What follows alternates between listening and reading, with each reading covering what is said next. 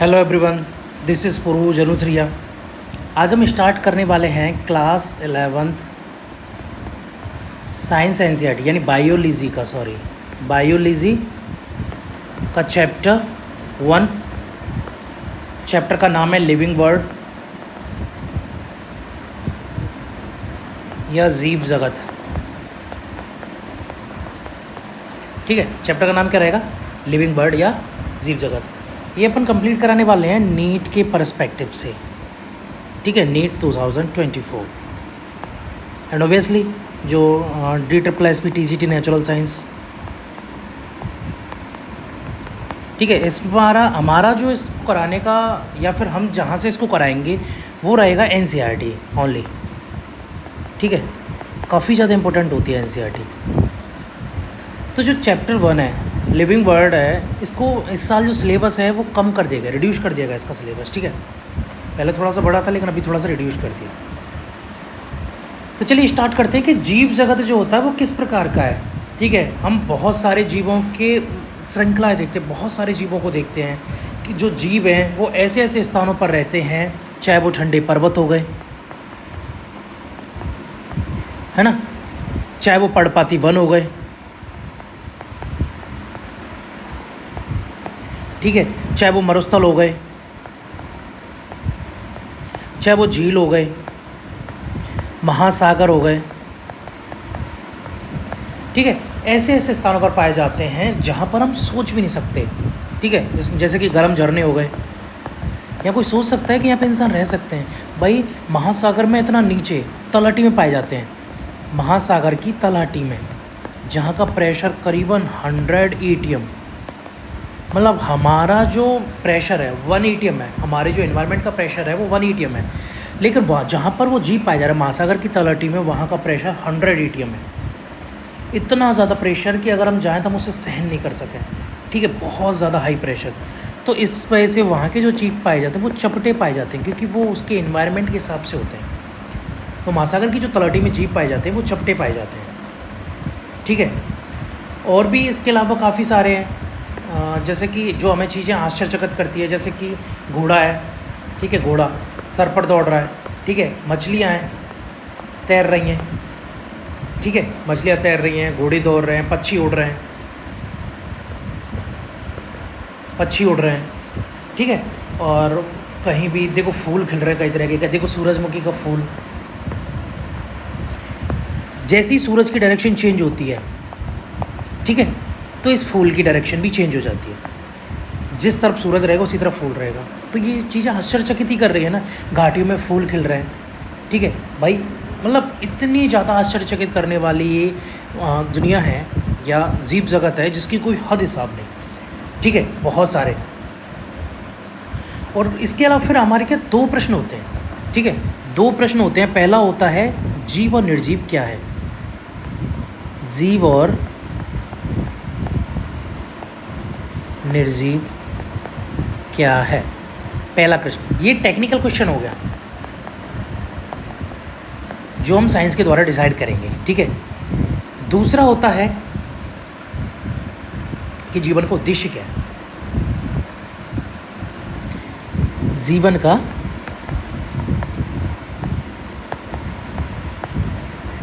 उद्देश्य क्या है, दूसरा क्वेश्चन। ये क्वेश्चन जो है फिलोसफिकल है,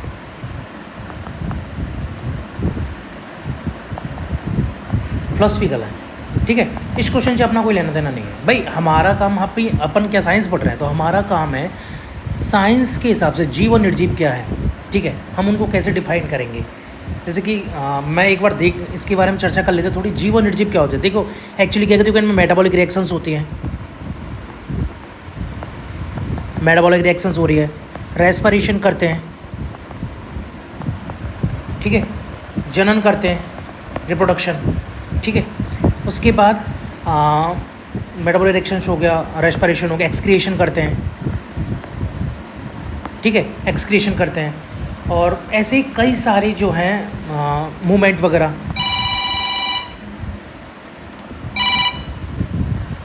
जस्ट अ मिनट।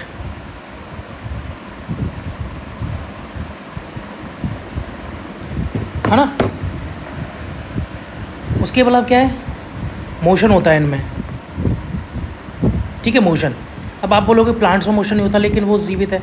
सारे लक्षण मिलना जो है वो ज़रूरी नहीं है, लेकिन ये लक्षण जो हैं और भी कई सारे ऐसे लक्षण होते हैं जो कि जीवों में पाए जाते हैं, ठीक है। इवन प्लांट्स जो होते हैं वो तो फोटोसिंथेसिस तक करते हैं,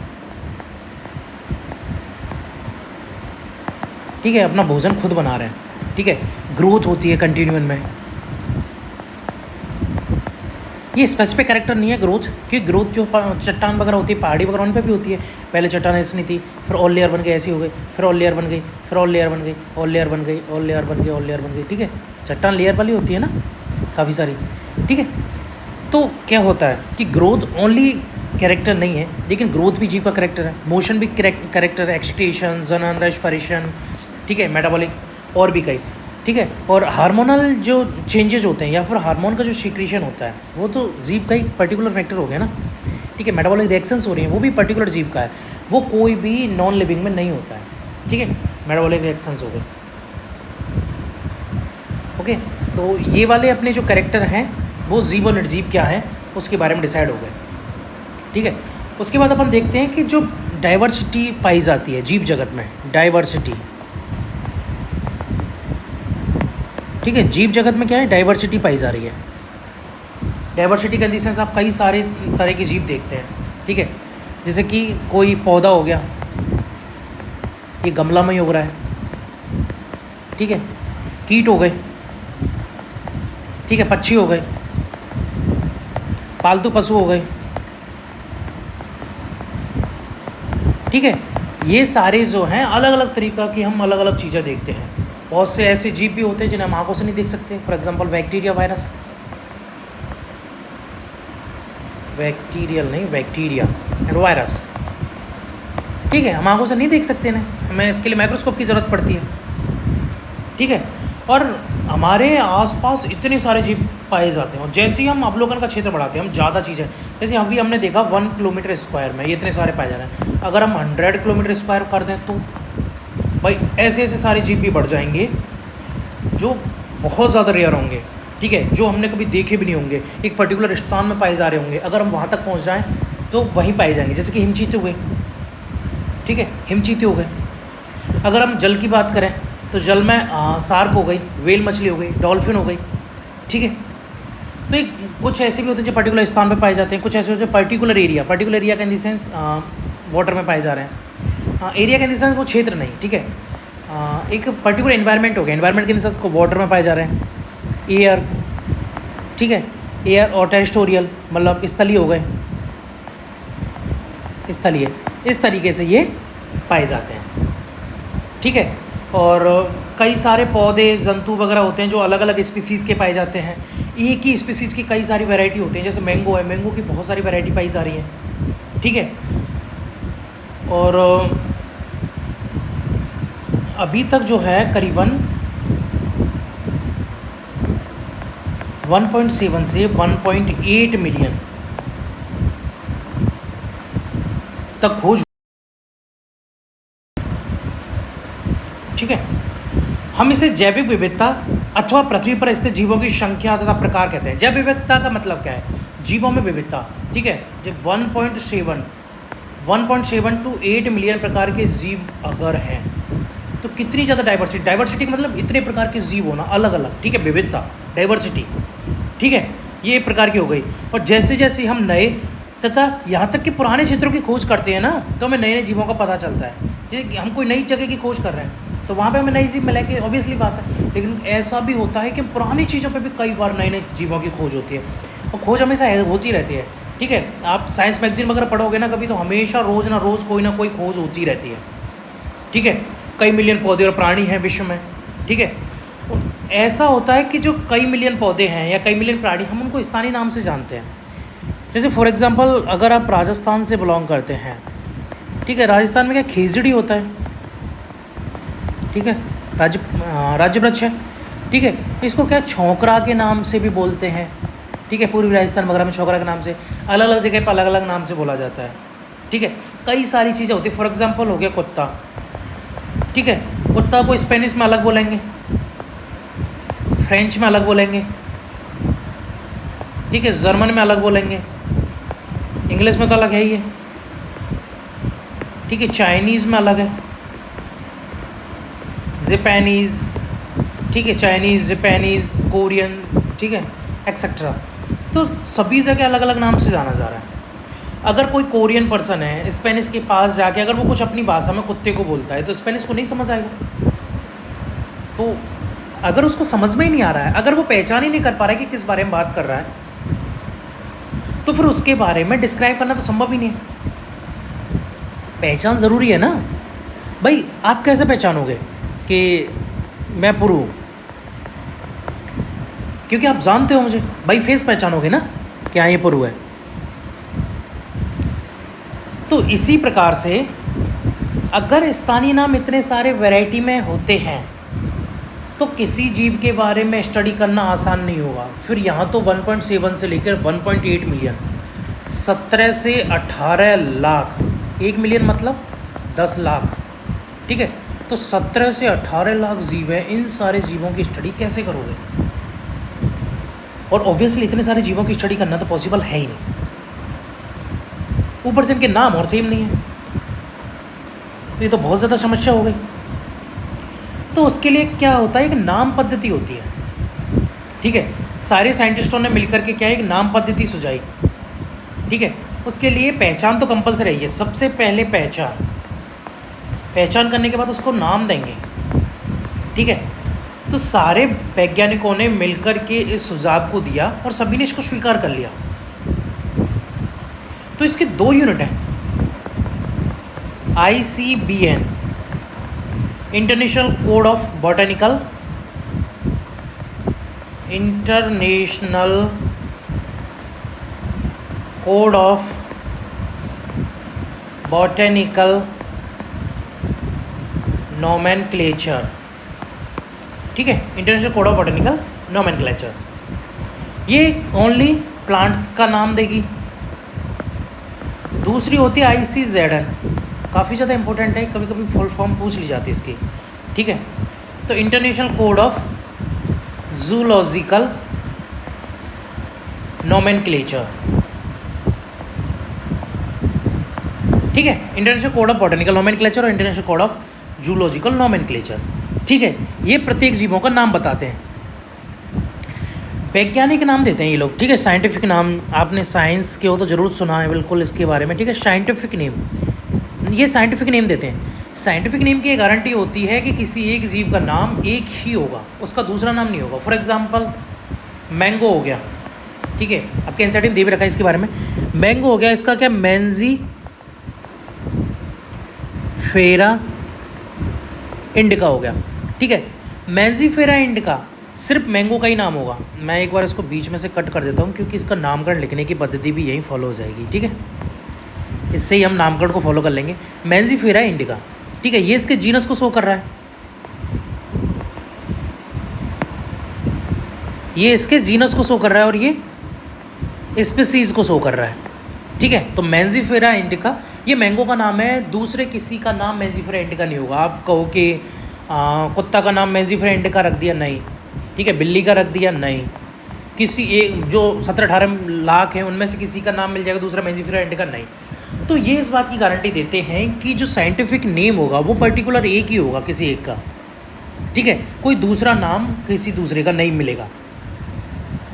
और दूसरी बात यह है कि जो नोमेनक्लेचर होता है, नामकरण जो होता है, उसकी एक पद्धति होती है, पर्टिकुलर पद्धति होती है। उस पद्धति के बेसिस पर ही उस नाम को दिया जाता है, ठीक है। ऐसा नहीं कि रैंडमली कोई भी नाम उठा के दे दिया, एक प्रोसीजर होता है उसके थ्रू, ठीक है। तो इस पद्धति को क्या कहते हैं, द्विनाम पद्धति, द्विनाम पद्धति, बायनोमिकल नोमेनक्लेचर, ठीक है, बाई नोमिकल नोमेन,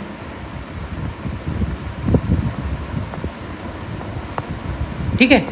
इसको द्विनाम पद्धति कहा जाता है। द्विनाम पद्धति में क्या होता है, पहला जीनस होता है, दूसरा स्पीसीज होता है, ठीक है। द्विनाम पद्धति में क्या होता है, पहला जीनस होता है और दूसरा स्पीसीज होता है, ठीक है। और ये जो पद्धति दी थी वो किसने दी थी, कैरोलस लीनियस,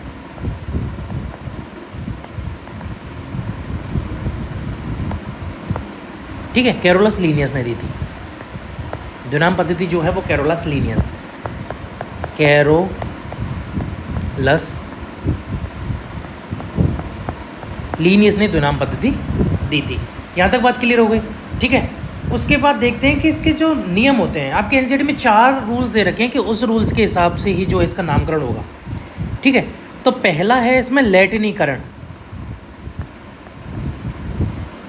लैटिनीकरण का मतलब क्या होता है कि जो नाम है या फिर जो पर्टिकुलर जिसका लिख रहे हैं उसका उद्भव कहीं से भी हुआ हो, लेकिन उसे लैटिन भाषा का व्युत्पन्न समझा जाएगा, ठीक है। तो जो नाम होते हैं, ठीक है, जैविक नाम, ठीक है, वो नाम जो है लैटिन भाषा में ही होंगे, ठीक है। पहली बात लैटिन में ही होंगे, और चाहे वो किसी भी भाषा से उत्पन्न हुए हों, किसी भी रीजन से उत्पन्न हुए हों, लेकिन उन्हें लैटिन भाषा का ही व्युत्पन्न समझा जाएगा।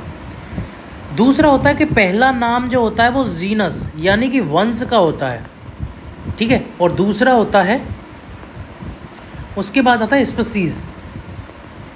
स्पीसीज यानी कि जाति। पहला क्या हो गया जीनस, दूसरा हो गया जाति, ठीक है। जब हम नामों को लिखेंगे, तीसरा रूल क्या है, जब हम नामों को लिखते हैं तो तिरछे में लिखते हैं। तिरछे का दिस मैंजी फेरा इंडिका। हम इसे तिरछे में तो नहीं लिख पा रहे हाथ से, तो हम क्या करेंगे, इसको अंडरलाइन कर देंगे। या तो हम तिरछे में लिखें इटालिक, अब पता नहीं कैसे लिखते हैं, मेरे से तो नहीं लिखा जाएगा भाई, कंप्यूटर राइटिंग होती है, ठीक है। इटालिक जो लैंग्वेज वो होती है भाषा, अरे क्या होता है, इटालिक लिखते हैं, ठीक है, लिपि जो होती है, ठीक है। तो उसमें क्या होता है, या तो इनको तिरछा लिखो, ठीक है। अगर तिरछा नहीं लिख सकते हैं तो आप क्या करो, इनके नीचे अंडरलाइन कर दो। ये थर्ड रूल है। चौथा रूल क्या कहता है कि जो जीनस का पहला नाम है वो कैपिटल होगा, और स्पीसीज का तो स्मॉल ही रहेगा, बाकी के सारे स्मॉल रहेंगे, ठीक है। ये आपके 4 रूल हो गए। उसके बाद क्या होता है कि लास्ट में ऐसे लिख दिया जाता है लिन, जैसे कि मैजिफेरा इंडिका जो है वो लीनियस ने दिया है, तो लास्ट में शॉर्ट में वैज्ञानिक का नाम लिख दिया जाता है, ठीक है, स्मॉल में। ये जो है उसको दर्शाता है कि ये वैज्ञानिक नाम जो है वो सबसे पहले किसने दिया था। तो हमने इसके बारे में पहले ही डिस्कस ये हो गया था ना, ठीक है, कैपिटल एंड स्मॉल, ठीक है। इसके बाद हमने इसके बारे में पहले डिस्कस कर लेते हैं कि सभी जीवों का अध्ययन करना संभव नहीं है, तो हमें एक ऐसी युक्ति निकालनी पड़ेगी कि जिससे कि हम सभी जीवों का अध्ययन संभव कर सकें, या फिर हम ऐसे अध्ययन कर सकें कि सभी जीवों का अध्ययन हो जाए, स्टडी हो जाए, उसके पर्टिकुलर लक्षणों को, समानताएं, विषमताएं जो हैं उन सब की स्टडी ऑलमोस्ट हो जाए। तो ये जो प्रोसेस होती है उसको कहते हैं क्लासिफिकेशन, ठीक है। इसके आगे हम स्टडी करेंगे कि जितनी भी स्पीसीज होती हैं वो सेम होती हैं, जीनस होते हैं उनमें कम लक्षण होते हैं, स्पीसीज की अपेक्षा कम मिलते जुलते लक्षण होते हैं, ठीक है। स्पीसीज में तो बिल्कुल एक जैसे मिलेंगे, ठीक है। मैंगो है तो मैंगो ही रहेगा, दूसरा सेम लक्षण रहेंगे उसमें। एक कुत्ता है ये, दूसरा कुत्ता है ये, तीसरा कुत्ता है, तीनों में कुत्तों में लक्षण सेम रहेंगे, ठीक है। तीनों कुत्तों में जो लक्षण रहेंगे वो सेम रहेंगे। तो स्पीसीज तो बिल्कुल एज इट इज सेम होती हैं, लेकिन जीनस की अगर बात करें हम, जीनस की बात करें तो ये इसमें कम लक्षण मिलते जुलते होते हैं, ठीक है, कम लक्षण मिलते जुलते होते हैं, जीनस के अंदर आते हैं स्पीसीज, ठीक है। इस तरीके से ये क्लासिफिकेशन की बात कर रहे हैं, ठीक है। उसके बाद देखते हैं कि वर्गीकरण कौन सी प्रोसेस होती है जिसमें हम सरलता से जो है, जो लक्षण दिख रहे हैं हमें, उसके आधार पर हम सुविधाजनक रूप से उन्हें डिवाइड कर सकें, वर्गीकृत कर सकें। उदाहरण के लिए हो गया, हम पौधे अथवा प्राणियों और कुत्ते अथवा बिल्ली अथवा कीट को सरलता से पहचान लेते हैं।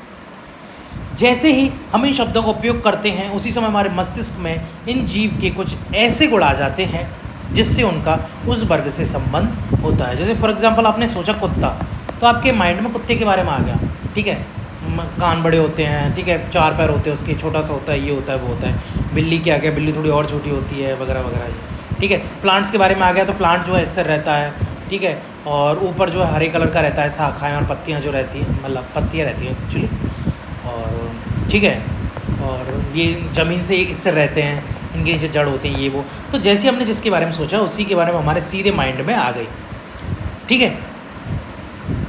तो ये हमने बात कर ली कि हाँ ठीक है हमने कुल दे। और यदि हम एलसीएशन के बारे में सोचते हैं तो हमें पता लगता है कि हम किसके विषय में चर्चा कर रहे हैं।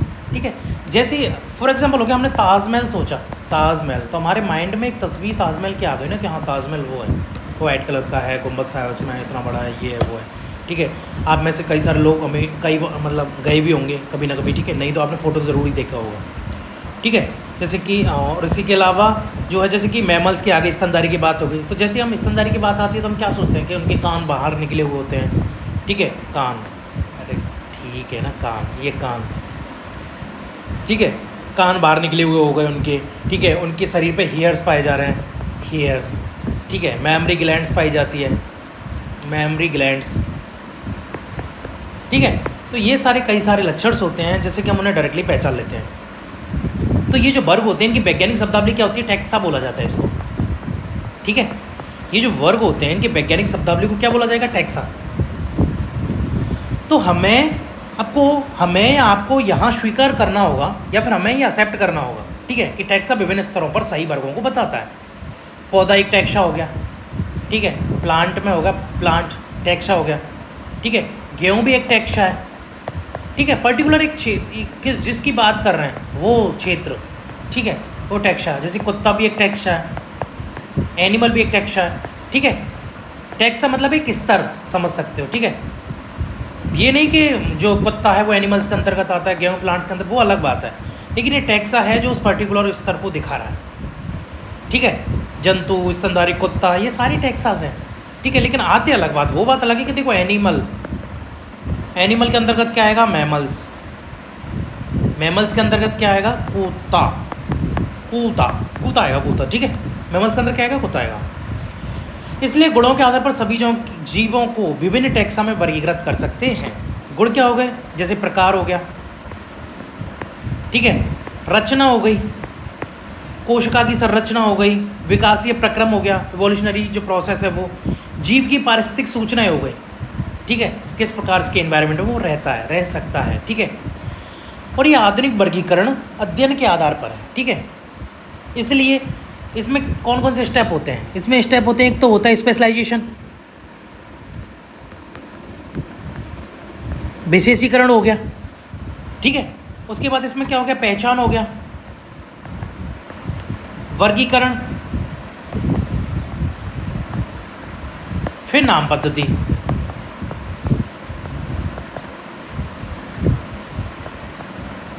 ठीक है, विशेषीकरण, पहचान, वर्गीकरण और नाम पद्धति आदि ऐसे प्रक्रम हैं जो वर्गीकरण विज्ञान के आधार हैं। ठीक है, ये वर्गीकरण विज्ञान के क्या हैं? आधार हैं। ये जितने भी हैं, वर्गीकरण की कोई नई नहीं है। ठीक है, हम सालों से इस चीज़ का कर रहे हैं भाई। एक्चुअली क्या जब हमारे जो पूर्वज थे, आदि मानव थे, वो क्या करते थे? भोजन के लिए, कपड़े के लिए, रहने सहने के लिए, ठीक है, इसके लिए करते थे वो। ठीक है, जो नई नई खोजें वगैरह होती थी वो इन सब चीज़ों के लिए होती थी। तो उपयोग के आधार पर था अरेंजमेंट। पहले अरेंजमेंट तो था ही ना। स्टार्टिंग में हमने बात की पॉकेट की, इस पॉकेट में आप हमेशा मोबाइल रखते हो, इस पॉकेट में आप कीज़ रखते हो। ठीक है, इसमें कैश रहता है, डॉक्यूमेंट रहते हैं, ये वो एक्सेट्रा जितना भी। ठीक है, आपको पेन रखना तो हमेशा जेब जो होती है, शर्ट की जेब, उसकी फ्रंट जेब में रखना होती है। तो आजकल तो जेबें भी बंद कर दी हैं। ठीक है, क्योंकि बस फैशन प्रो पढ़ने लेकिन कोई मतलब है ही नहीं है, क्या करोगे पढ़ लिख के, ये सोच रखा कंपनी ने। तो ये गलत बात है, आपको हमेशा पढ़ना चाहिए और बिना पढ़ाई की कुछ भी नहीं है। आप कुछ भी हासिल कर सकते हो तो वो पढ़ाई के बेसिस पे हासिल कर सकते हो।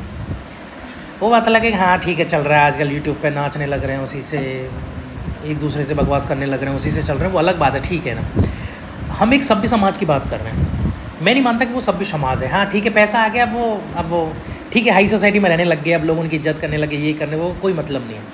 एजुकेशन ज़रूरी है, चाहे आप एक छोटे से स्कूल में पढ़ाते हो, ठीक है, लेकिन एजुकेशन बहुत ज़रूरी है। अब कितने बच्चों का फ्यूचर सुधार रहे हो, ये बहुत ज़्यादा ज़रूरी है। ऐसा नहीं कि गाली देना सिखा रहे हो बैठ के और लोग उनको देख रहे हैं। शर्म आनी चाहिए आपको, मतलब कि बच्चों को हमारे समाज में देखो, वृद्धजनों का तो क्या, उन्होंने सारा एक इन्वायरमेंट देखा है, सारा माहौल देखा है, लेकिन बच्चे जो होते हैं वो कोरे होते हैं। बच्चों ने कुछ नहीं देखा होता, उनको जो चीज़ आप सिखाओगे वही सीखेंगे। ठीक है, जैसे बिकॉज दी कीर्ति सर ने रिसेंटली कहा था कि एनिमल मूवी आई है, उसमें इस तरीके से जो बेटे का रोल निभाया है या बिहेव किया गया है, तो ये हमारे समाज को जो है अच्छी वो नहीं देता है, क्या बोलते हैं उसको, हाँ मतलब अच्छा बिहेव नहीं देता है या जो भी एक्सेट्रा, ठीक है। तो ये सही नहीं है।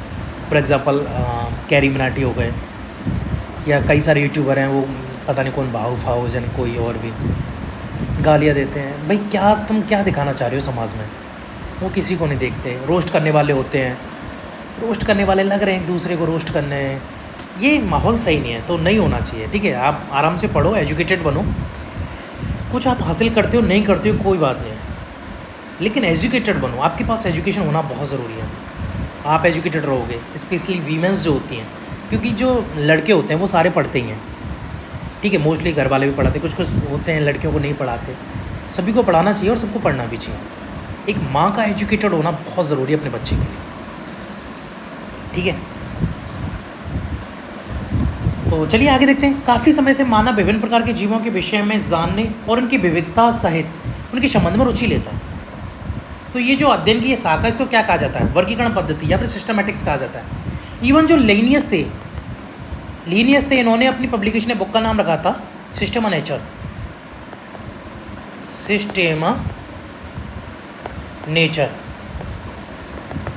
ठीक है। इन्होंने अपनी बुक का नाम रखा था सिस्टम नेचर। आगे देखते हैं, पर वर्गीकरण संवर्ग के बारे में बात करते हैं। वर्गीकरण जो होता है वो कोई सिंगल स्टेप नहीं होता है। पहली बात, ऐसा नहीं एक ही स्टेप में वर्गीकरण हो गया। जैसे कि अपन बात करेंगे आगे, ठीक है। किंगडम आता है, फाइलम आता है, ये अरे मैं ट्रिकी लिख रहा हूँ क्या, ठीक है। किंगडम, फाइलम, क्लास, ऑर्डर, ठीक है, फैमिली, जीनस, स्पीसीज। तो ये इतने सारे स्टेप होते हैं इसके, ठीक है। किंगडम, फाइलम, ठीक है, फाइलम एनिमल्स में, और डिवीज़न जो होता है वो प्लांट्स में होता है, ठीक है। फिर उसके बाद class, order, family, genus, species, ये सारे होते हैं। KPCOFGS, KPCOFGS। देखो इसको रैंडम नहीं कर सकते अपन, याद इस तरीके से रखना पड़ा आपको। जिस तरीके से आप ट्रिक लगाते हो वो आप लगा सकते हो, कोई दिक्कत नहीं है, ठीक है। इस तरीके से ही होता है, ठीक है। ये वर्गीकरण संवर्ग हो गया। क्योंकि समस्त वर्गीकरण संवर्ग व्यवस्था है, इसलिए इसे वर्गीकरण संवर्ग कहा जाता है। तभी सारे संवर्ग या फिर सभी सारे संवर्ग मिलकर के क्या वर्गीकरण पदानुक्रम, ठीक है, टैक्सोनॉमिक हायरार्की बनाते हैं। प्रत्येक संवर्ग वर्गीकरण की एक इकाई को प्रदर्शित करता है, ठीक है। वर्गीकरण की एक इकाई को, इसको क्या कहा जाता है? टैक्सोन कहा जाता है, ठीक है। ये जितने भी हैं एक वर्गीकरण की एक इकाई को, ठीक है, उसको प्रदर्शित कर रहे हैं, उसको क्या कहा जाएगा? टैक्सोन या फिर वर्ग कहा जाता है, ठीक है। जैसे कि कीट जो हो गए, वो जीवों के वर्ग में आते हैं जिसमें एक समान गुण, जैसे कि कीट जो होते हैं उनमें एक समान गुण क्या होते हैं? 3 जोड़ी संधियुक्त पांग, ठीक है, संधि युक्त उपांग हो गए 3 जोड़ी, ठीक है, 3 जोड़ी संधियुक्त उपांग हो गए। और उसके बाद अपन देखते हैं कि वर्ग जो होता है वो संवर्ग को दर्शाता है, ठीक है। प्रत्येक पद या फिर जो वर्गक होता है वास्तव में वर्गीकरण की इकाई को बताता है। ये वर्ग सुस्पष्ट जैविक है, ना कि केवल आकार के समूह है। ऐसा नहीं कि बाहर से हमने देखा 4 पैर है, सारे 4 पैरों को एक साथ रख दिया ना, सारे तैर रहे हैं उनको एक साथ रख दिया ना। अगर सारे तैर रहे हैं उनको एक साथ रखते हैं तो व्हेल मछलियों को मैमल्स में नहीं रखते हम, सॉरी, ठीक है। तो ओनली बाहर के आकार के आधार पर हमने डिसाइड नहीं किया है, हमने डिसाइड किया है जैविकी रूप से, ठीक है। उनके इंटरनल क्या क्या चेंजेज हो रहे हैं। जैसे कि अगर अपन फॉर एग्जांपल बात करें, जैसे कि नोटोकॉर्ड होता है, ठीक है, जो कॉर्डेट्स वगैरह होते हैं उनमें नोटोकॉर्ड वगैरह पाई जाती है, ठीक है। पृष्ठीय खोखला तंत्र, ठीक है। तो काफ़ी सारे कैरेक्टर्स होते हैं जिनके आधार पर हम रख सकते हैं, ठीक है। मैमल्स का एक पर्टिकुलर फीचर होता है, जैसे उनमें स्तन ग्रंथि होनी चाहिए, बाएं कान होनी चाहिए, बाल उन पर होने ही चाहिए, ठीक है। क्योंकि दुग्ध ग्रंथि पाई जाती है ना, स्तन ग्रंथि जो होती है मैमरी ग्लैंड, तो वो अपने बच्चों को दूध पिला सकते हैं। ये मैमल्स का फीचर होता है भाई, और किसी में नहीं होता ये फीचर, ठीक है। तो सबसे पहले अपन स्टार्ट करते हैं फिर इसका स्पीसीज से। भाई समानता देखो, हाँ इसमें मैं बात बता देता हूँ आपको, समानता सबसे ज़्यादा इसमें है और असमानता सबसे ज़्यादा इसमें है, हाईएस्ट। इसमें तो सबको रख दिया, प्लांट को भी रख दिया इस किंगडम में, एनिमल को भी रख दिया, जबकि इनमें तो कोई समानता ही नहीं होती। जैसे आप नीचे जाते जाएंगे तो समानता बढ़ती जाएगी। स्पीसीज़ में सबसे ज़्यादा समानता, जीनस में फिर कम, फैमिली में और कम, ऑर्डर में और कम, क्लास में और कम, फाइलम और ये क्या समानता बताना, एक प्लांट एक एनिमल है, ठीक है, इनमें और कम समानता, फिर इनमें तो और ही कम समानता, यानी कि असमानता बहुत ज़्यादा बड़ी पड़ी। तो इस तरीके से जो है ये समानता और असमानता रहेगी। तो सबसे पहले अपन बात करते हैं स्पीसीज़ की, ठीक है। तो ये क्या है, इनमें मौलिक समानता पाई जाती है स्पीसीज़ में। मौलिक समानता के इन द सेंस आम, तो सारे आम, ठीक है, जितने भी, कुत्ता तो सारे कुत्ते, ठीक है, आम में है ना, मतलब है ना, कुत्ता हो गया, कुत्ते हो गए, ठीक है, आम हो गया, है ना। इस तरीके से उनमें क्या मौलिक समानता पाई जा रही है। उनके आकार की विभिन्नता के आधार पर उन्हें एक दूसरे से अलग कर सकते हैं हम। इसके लिए मेंजिफेरा इंडिका हो गया आम, सोलेनम ट्यूबरोसम हो गया आलू, सोलेनम ट्यूबरोसम, पैंथरा लियो हो गया, शेर को बोला जाता है, ठीक है, पैंथरा लियो हो गया। तो लियो, ट्यूबरोसम, ठीक है, इंडिका, ये सारी स्पीसीज़ के नाम हैं, ठीक है। ये टैक्सा अथवा संवर्ग का भी निरूपण करते हैं। प्रत्येक वंश में एक अथवा एक से अधिक जाति संकेत पद हो सकते हैं जो विभिन्न जीवों जिनमें आकार के गुण समान हो को दर्शाते हैं। उदाहरण के लिए पैंथरा में एक अन्य जाति संकेत पद है टिग्रिस, ठीक है। पैंथरा में दूसरी कौन सी आती है, टिग्रिस आ गई। पारडस हो गया, पैंथरा का जीनस है जिसमें कौन कौन सी स्पीसीज आ गई, लियो आ गई, ठीक है, टिग्रिस आ गई, पारडस आ गई, ठीक है। ये अलग अलग स्पीसीज है इनमें, ठीक है। तो ये जो है स्पीसीज जीनस में, जीनस कौन सा हो गया, पैंथरा हो गया, ठीक है। जैसे कि ह्यूमन का क्या होता है, होमो सेपियंस, ठीक है, होमो सेपियंस हो गया। उसके बाद अपन बात करते हैं जीनस की। जीनस जो होता है इसमें क्या होता है, कई सारे स्पीसीज होते हैं, संबंधित स्पीसीज का ग्रुप होता है, ठीक है। जीनस जो होता है वो संबंधित स्पीसीज का ग्रुप, स्पीसीज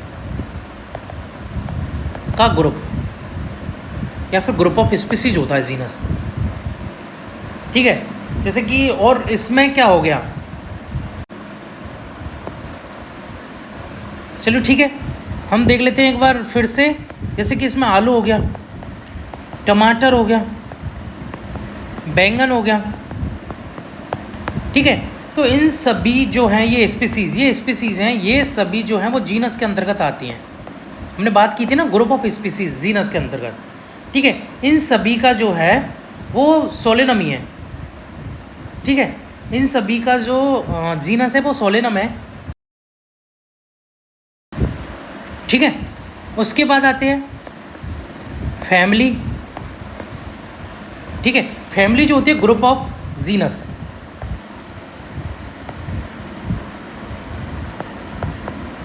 फैमिली जो होती है वो ग्रुप ऑफ जीनस होती है, ठीक है। तो इसमें कम समानता है, इस समानता के बारे में अपन ने बात कर ली थी। तो इनका जो वर्गीकरण करते हैं, ठीक है, प्लांट्स वगैरह में किसके आधार पर होता है, कायक और जनन गुण,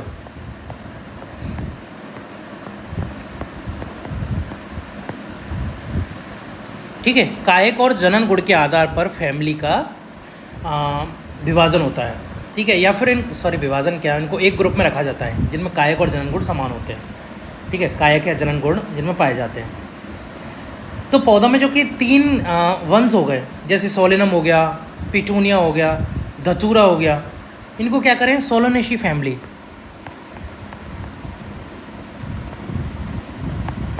सोलेनेशी फैमिली, जिसमें क्या हो गया, सोलेनम हो गया, जीनस है ये सोलेनम, पिटूनिया हो गया, ठीक है, धतूरा हो गया, सोलेनम, पिटूनिया, धतूरा, ठीक है, ये जीनस हैं। ये किस में आ रहे हैं, फैमिली में आ रहे हैं। फैमिली कौन सी है, सोलेनेशी फैमिली हो गई, ठीक है। इसी प्रकार से अपन जो है प्राणी वगैरह में भी देख सकते हैं, जैसे कि पैंथरा हो गया, इसमें शेर, बाघ, चीते आते हैं। फेलिस हो गई, फेलिस में क्या है कि बिल्ली, इन सबको क्या फेलिडी कुल में रखा गया है,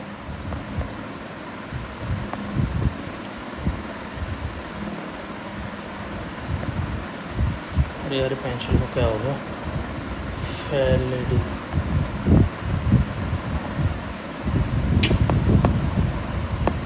एक मिनट।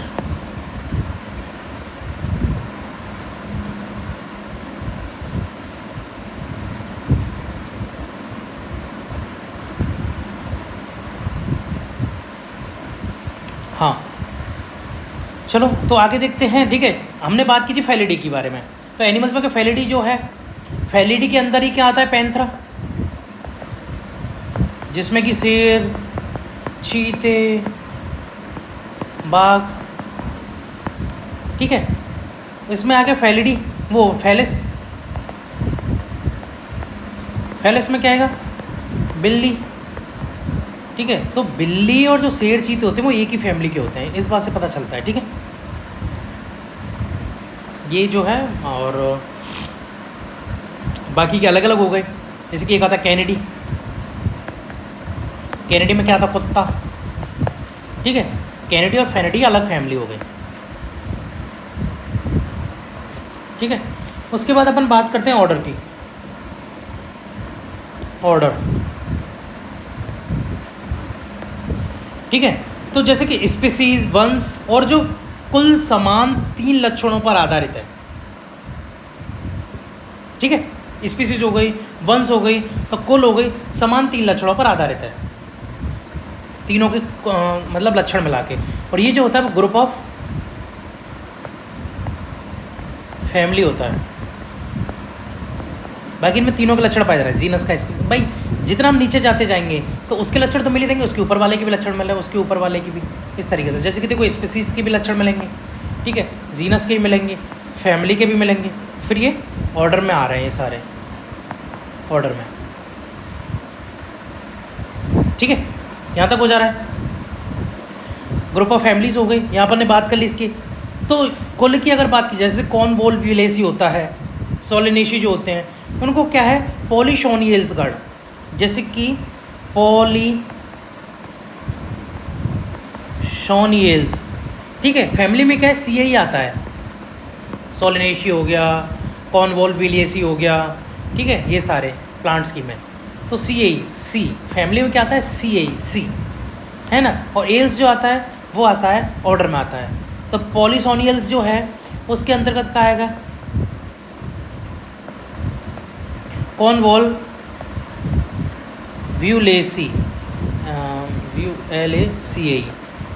व्यूलेसी। ठीक है, कॉर्नवॉल्वुलेसी हो गया, सोलिनेशी हो गया। ठीक है, ये सारे। और इनको जो डिवाइड करने का या फिर इनको एक साथ रखने का जो वो है पुष्पी लक्षण। ठीक है, इनको जो एक साथ रखने का जो है वो हो गया पुष्पी लक्षण। उसके बाद आता है अगला क्लास। ठीक है, उसके बाद अगला कौन सा आता है? क्लास आता है। क्लास में क्या? Group of orders. ठीक है, ग्रुप ऑफ ऑर्डर्स हो गए। जैसे फॉर एग्जांपल हो गया प्राइमेट गण हो गया। ठीक है, प्राइमेट, इसमें क्या है? बंदर, गोरिल्ला, गिब्बन एक्सेट्रा, ये सारे आ रहे हैं। कार्निवोरा गण आ गया, जिसमें बाघ, बिल्ली तथा कुत्ते आते हैं। को इनको किस वर्ग में रखा गया? Mammalia, MAMMALIA, Mammalia. मैमेलिया में कौन सा आ गया? प्राइमेट हो गया। ठीक है, कार्निवोरा हो गया। ठीक है, इस सारे जो हैं ये ऑर्डर्स हो गए। ये सारे जो हैं ऑर्डर्स हो गए, इनको किस में रखा गया? क्लास में रखा गया। ठीक है, उसके बाद आता है फाइलम। ठीक है, फाइलम में क्या आ गया? जैसे कि मछली, उभयचर, सरीसृप, पक्षी, ठीक है, तथा स्तनधारी आते हैं। ये सारे क्लास में आते हैं ना। ग्रुप ऑफ क्लास हो गया ना, क्लास ऑफ ग्रुप। तो क्लास में कौन कौन से आते हैं? मछली हो गई, उभयचर, ठीक है, सरीसृप हो गए, 25 सारे, ये सारे हो गए। तो ठीक है, ये सारे किस में आते हैं? फाइलम में आते हैं। कॉर्डेटा फाइलम हो गया ना, कॉर्डाटा। ठीक है, इसको किस आधार पर? नोटोकॉर्ड के आधार पर। और दूसरा पृष्ठीय खोखला तंत्रिका तंत्र, पृष्ठीय खोखला तंत्रिका तंत्र, ये शादा आपका, ठीक है। कॉर्डेट ग्रुप हो गया ये, सॉरी फाइलम हो गया, ठीक है। कॉर्डेट फाइलम में मछली आती है, वेचर आते हैं, ठीक है। मतलब होते हैं ना पिसीज, एम्फीबियन, रेप्टाइल्स और एवीज एंड मैमल्स, ये सारे, ठीक है। और प्लांट्स के लिए क्या होता है, डिवीजन होता है कलर, ठीक है। उसके बाद किंगडम, किंगडम में जो है वो ये सारे आते हैं, सब कुछ किंगडम में आता है, चाहे एनिमल्स हो या प्लांट हो, कुछ भी हो। जैसे पंचजगत प्रणाली आपने सुना होगा, आर.एच. व्हिटेकर की, Monera, protista, fungi, Plantae, Animalia, ठीक है। ये सारा आपने सुना ही होगा। तो ये जो है वो किंगडम है, ठीक है। मोनेरा अलग किंगडम है, प्लांटी अलग किंगडम है, प्रोटिस्टा, फंजाई, एनिमलिया एक्सेट्रा जितने भी,